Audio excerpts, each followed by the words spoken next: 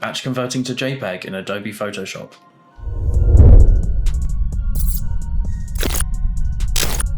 So we've got Photoshop open, we've got our raw images here, we're going to drag them all in.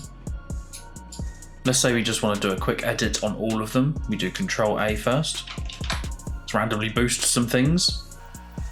Click on this little arrow. So here's the problem. We have so many images open, we don't want to save them all individually as JPEGs. We want to do it all together. Luckily, it's easy. Go to File, Scripts, Image Processor. Check Use Open Images. Here we have them saving as JPEGs. You can change the quality as well. And click Run.